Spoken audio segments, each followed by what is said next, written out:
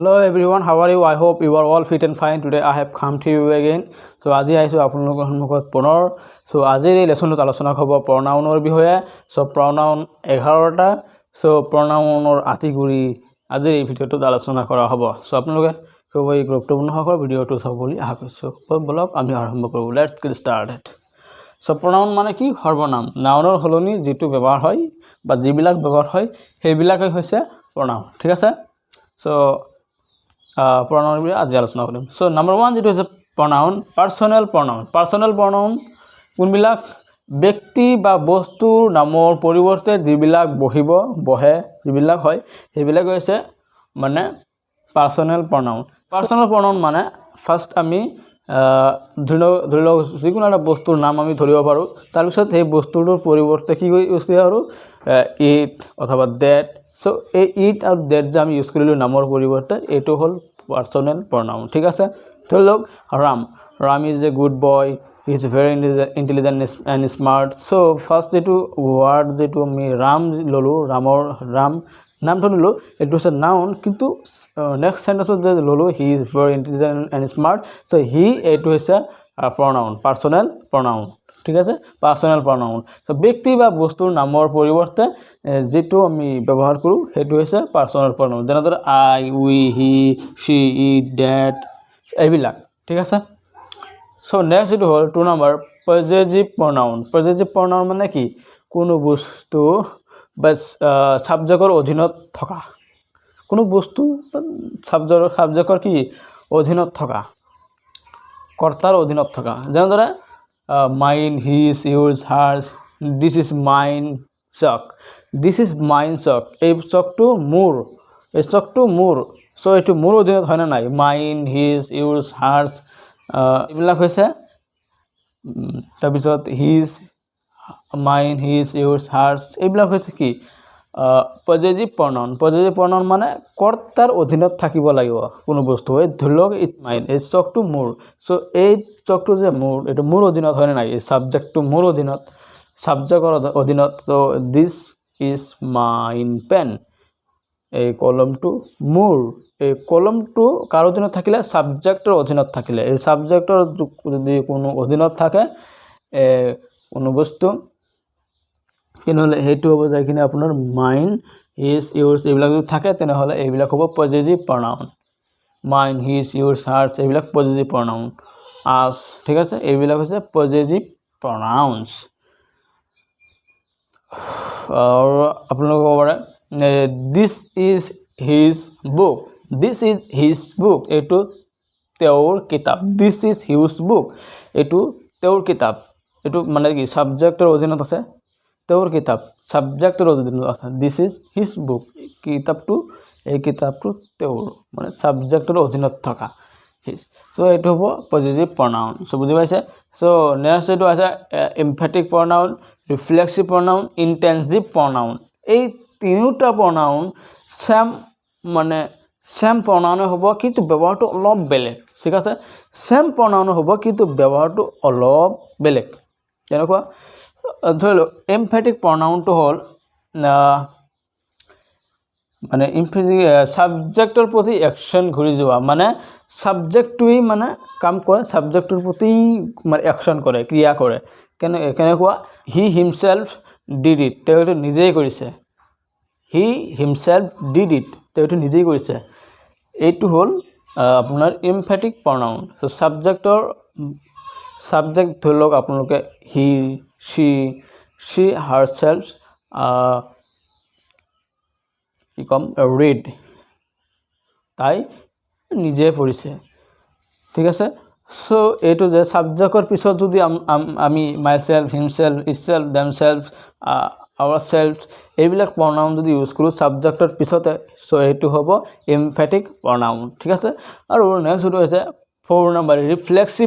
reflexive pronoun টো হৈছে কি বাক্যৰ শেষত যদি আমি এইবিলাকে pronoun ইউজ কৰো তেনেহলে reflexive pronoun যেনেদৰে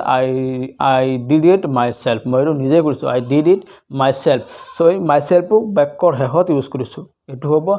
reflexive pronoun আৰু emphatic pronoun আৰু reflexive pronoun আৰু এটা পাৰ্থক্য আছে কি আপোনালোকে এমফেটিক প্ৰনাউন ধৰি লওক he himself perform the experiment he himself perform the experiment he himself perform the experiment ইয়াৰ অবজেক্টটো বেলেগ আৰু সাবজেক্টটো বেলেগ সাবজেক্টটো হ'ল আই আৰু ইয়াৰ অবজেক্টটো হ'ল এক্সপেৰিমেণ্ট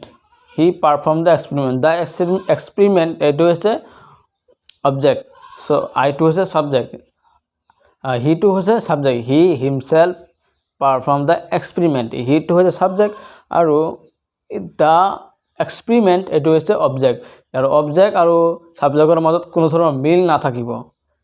এইটো হৈছে ইমফেটিক প্ৰনাউনৰ ক্ষেত্ৰত সাবজেক্ট আৰু অবজেক্টৰ মাজত মিল নাথাকিব কিন্তু ৰিফ্লেক্সিভ প্ৰনাউনৰ ক্ষেত্ৰত এইটো মিল থাকিব কেনেকুৱা মই এটা এক্সাম্পল দিছোঁ I cut myself when I was shaving যে মানে I cut myself মই যেতিয়া কাটিছোঁ মই নিজে কাটিছোঁ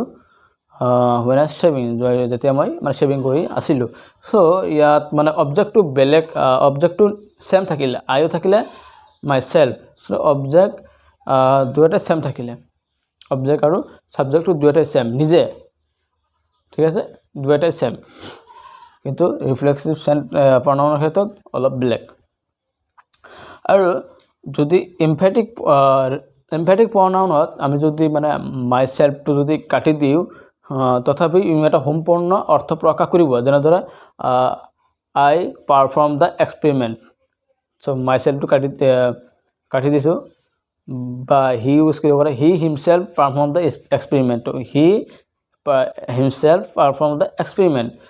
so ইয়াত যদি আমি himself to কাটি দাও হি perform the experiment তথাপিও অৰ্থটো শুদ্ধ হৈছে কিন্তু আপোনালোকৰ ৰিফ্লেক্সিভ প্ৰনাউনৰ ক্ষেত্ৰত কি হ'ব ই মানে I cut myself যদি I cut myself কাটি দিয়ে তথা এইটো শুদ্ধ নহ'ব I cut কি কাট ইয়াত এটা প্ৰশ্ন হ'ব কিন্তু এইটো পৰিপূৰ্ণ শুদ্ধ অৰ্থ হোৱা নাই সো এইটো এটা ইয়াত ডিফাৰেন্স হৈ গ'ল পাৰ্থক্য হৈ গ'ল সো এটা সহজ আপোনালোকে পাৰ্থক্যটো বুজি পাব লাগে হেতু হ'ল যে এমফেটিক প্ৰনাউনৰ ক্ষেত্ৰত সাবজেক্টৰ পিছতে হিমসেল্ফ মাইসেল্ফ হিমসেল্ফ মাইসেল্ফ আওৰসেল্ফ দেমসেল্ফ এইবিলাক হ'ব সো ধৰি লওক বাক্যৰ শেষত আই myself do it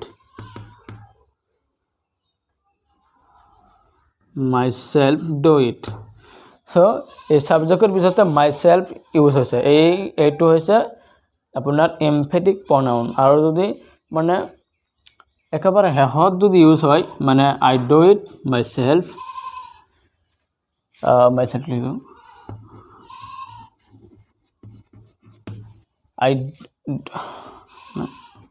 I do it myself এই সহজে ইউজ হৈছে এটো হচ্ছে রিফ্লেক্সিভ প্রনাউন যদি সাবজেক্টৰ পিছতে myself himself himself themselves ourselves এইবিলাক যদি ইউজ হয় তেনেহলে সাবজেক্টৰ পিছতে যদি ইউজ হয় তেনেহলে হবে এটো এমফেটিক প্ৰনাউন আৰু সাবজেক্টৰ একেবাৰে শেষ মানে বাক্যৰ একেবাৰে শেষত যদি ইউজ হয় সেন্টেন্সৰ শেষত যদি ইউজ হয় myself themselves ourselves এটো হ'ব রিফ্লেক্সিভ প্রনাউন ঠিক আছে ইনটেনজিভ প্রনাউনটো ঠিক তেনেকুৱাই আপোনাৰ এমফেটিক প্ৰনাউনৰ দৰে কিন্তু প্ৰনাউনৰ ওয়াৰ্ড বিলাক এইবিলাকে মাইসেল্ফ দেমসেল্ফ এইবিলাকে ইউজ হ'ব কিন্তু ব্যৱহাৰটো অলপ ভিন্ন ধৰণৰ ঠিক আছে সো এটো চিন্তা কৰিবলৈ বিহে একো নাই সো মানে প্ৰনাউন বিলাক সেম এইবিলাকে হ'ব কিন্তু ব্যৱহাৰটো অলপ ভিন্ন হ'ব ঠিক আছে সো নেক্সট এটো আমি 6 নাম্বার ইন্টারোগেটিভ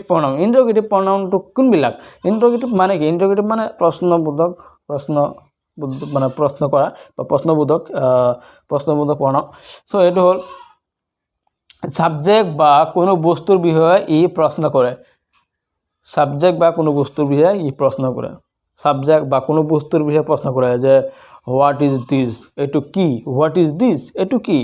মানে বস্তুটো নাজানে হেগনে সাবজেক্টটো কি সাবজেক্টৰ ক্ষেত্ৰত সাবজেক্টটো নাই হে কাৰণে তাত হোৱাট মানে ইউজ কৰি প্ৰশ্ন কৰিছে হোৱাট ইজ দিস এটো কি এই সাবজেক্টৰ পৰিৱৰ্তে হোৱাট ইউজ কৰিলে এইটো হল ইন্টাৰোগেটিভ প্ৰনাউন ঠিক তেনেদৰে which do you want which do you want কি বিচৰা which do you want তুমি কি বিচৰা সাবজেক্টৰ বিষয়ে সোধা হৈছে প্ৰশ্ন কৰা হৈছে which do you want তুমি কোনটো বিচৰা সো এই which যে প্ৰশ্ন কৰিলে এই সাবজেক্টৰ পৰিৱৰ্তে যে which দি প্ৰশ্ন কৰিলে সাবজেক্টৰ বিষয়ে জানিবলৈ সো এই which টো হ'ব ইন্টাৰগেটিভ pronoun ঠিক তেনেদৰে আৰু বহুত হ'ব পাৰে who which why সো এনেকুৱা ধৰণৰ সো এইবিলাক হ'ব ইন্টাৰগেটিভ pronoun ইয়াত লেখা আছে ইন্টাৰগেটিভ pronoun who what which আৰু বেলেগ ধৰণৰ why how এইবিলাক হৈছে ইন্টাৰগেটিভ pronoun সো ইয়াত আছে আৰু ৰিলেটিভ pronoun মানে কি নিৰ্দেশিত দুটা বাক্য যুক্ত কৰিবলৈ আমি এইবিলাক ইউজ কৰিব পাৰো what who which এইবিলাক কিন্তু প্ৰশ্নবোধকৰ ক্ষেত্ৰত নহয় ৰিলেটিভ pronoun হিচাপে ইউজ হ'ব যেনেদৰে দুটা বাক্য একেলগ কৰিবলৈ মাজত আমি who which তাৰ পিছত how what এইবিলাক যে ইউজ কৰো সো এইবিলাক হৈছে ৰিলেটিভ pronoun কেনেকুৱা this is the pen which I want this is the pen which I want মানে কি বাক্য দুটা হ'ল this is the pen এইটো কলম which I want মই বিচাৰো সো এই which মাজত মানে বহাইছো মাজত বহাই কি কৰিছো দুটা সেন্টেন্স একেলগ কৰিছো এই মাজত যে which থাকিলে এই which টো হ'ল ৰিলেটিভ pronoun so আৰু এটা this is the lady এইজন lady মানে মহিলা who met me yesterday so you who use কৰিলো মাজত দুটা সেন্টেন্সৰ মাজত যে who ইউজ কৰিলো এটা কিন্তু প্ৰশ্ন কৰা না কোৱা নাই মাজত who ইউজ কৰি দুটা বাক্যক একেলগ কৰিছো এই মাজত যে who ইউজ কৰিলো এই who টো হৈছে ৰিলেটিভ pronoun ঠিক আছে বুজি পাইছে what who which আৰু বহুত হ'ব পাৰে সো তেনেকুৱা তো নেক্সট যেটো আছে ডেমনস্ট্ৰেটিভ pronoun কি ব্যক্তি বা বস্তুক এইটো হেইটো এইবিলাকৰ দ্বাৰা নিৰ্দেশ কৰে ঠিক আছে ব্যক্তি বা বস্তুক এইটো হেইটো এইবিলাকৰ দ্বাৰা যদি মানে কি কৰে নিৰ্দেশিত কৰে বা নিৰ্দেশ কৰে তেনেহলে এইবিলাক হ'ব demonstrative pronoun কোনবিলাক this is chalk এইটো কলম এই এইটো হৈছে demonstrative pronoun this is pen এই এই word টো হৈছে demonstrative pronoun demonstrative pronoun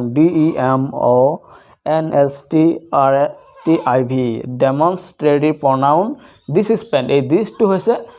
demonstrative pronoun these are book এইবোৰ কিতাপ this টো হৈছে demonstrative pronoun that is chair হেতু chair এই that যে ইউজ কৰিলো এই that টো হ'ব আপোনাৰ যায় কিনা demonstrative pronoun ঠিক আছে সো এইবিলাক হ'ব demonstrative pronoun সো মানুহৰ ক্ষেত্ৰতো হ'ব পাৰে আৰু এটো আপোনালোকৰ বস্তুৰ ক্ষেত্ৰতো হ'ব পাৰে সো নেক্সট আমি আলোচনা কৰিম সো এতিয়া আমি আলোচনা কৰিম হেতু ইনডেফিনিট pronoun কি কোনো নিৰ্দিষ্ট বস্তু বা ব্যক্তিক নুবুজাই কোনো নিৰ্দিষ্ট বস্তুক নুবুজাব কোনো নিৰ্দিষ্ট ব্যক্তিক নুবুজাব মানে যিকোনো মানে এজন হ'ব পাৰে মানে যিকোনো বস্তু হ'ব পাৰে মানে ইয়াত কোনো ধৰণৰ মানে নিৰ্দিষ্ট নুবুজাব কেনেকুৱা some any many something anything মানে এনেকুৱা এইবিলাক হৈছে অনিৰ্দিষ্ট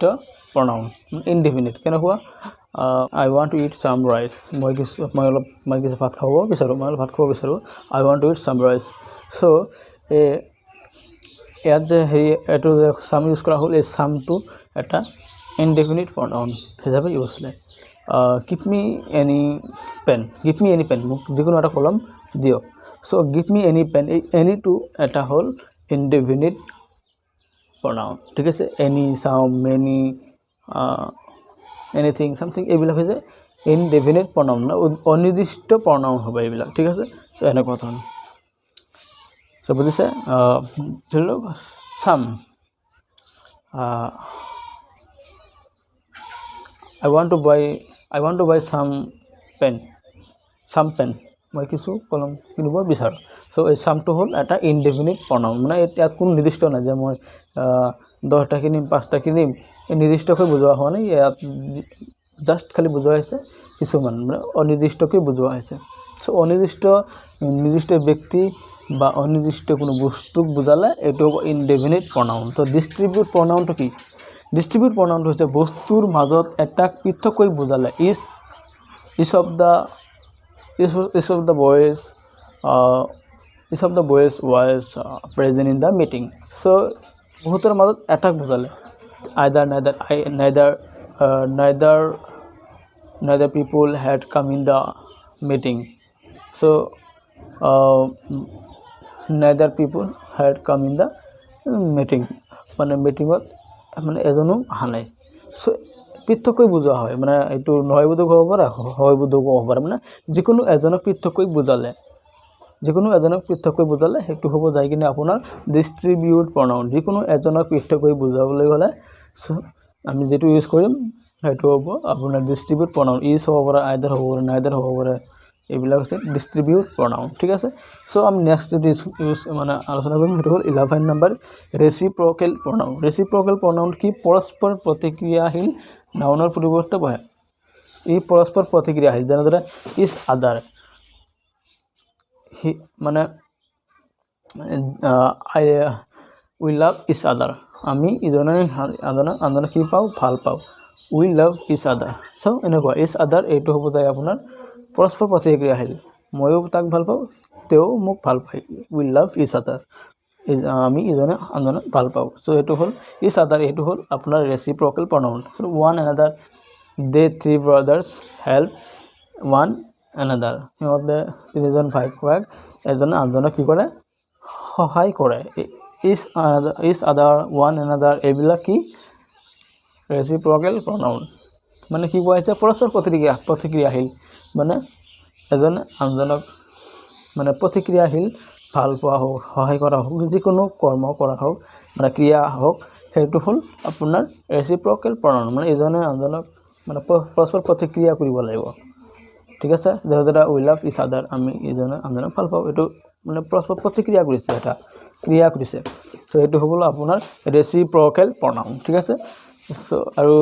ৰেচিপ্ৰকেল প্ৰনাউনটো বুজি পাইছে মানে বহুতৰ মাজত যিকোনো এজনক মানে কি পৃথককৈ বুজাব ঠিক আছে এনেকুৱা চ' আশা কৰোঁ আপোনালোকৰ ভিডিঅ'টো ভাল লাগিছে যদি ভাল লাগিছে তেনেহ'লে চেনেলটো ছাবস্ক্ৰাইব কৰিব আৰু ফেচবুকত দেখি চালে ফেচবুক পেজটো ফ'ল' কৰিব আৰু লাইক কমেণ্ট কৰিব নেক্সট কেনেকুৱা ধৰণৰ ভিডিঅ' লাগে চ' এই বিষয়ে যদি আপোনালোকে এটাকৈ ভালদৰে বুজিব বিচাৰে তেনেহ'লে কি কৰিব কমেণ্ট বক্সত জনাই দিব তেনেহ'লে মই গম পাম যে আপোনালোকে শিকিব বিচাৰে আৰু কি হ'ল মানে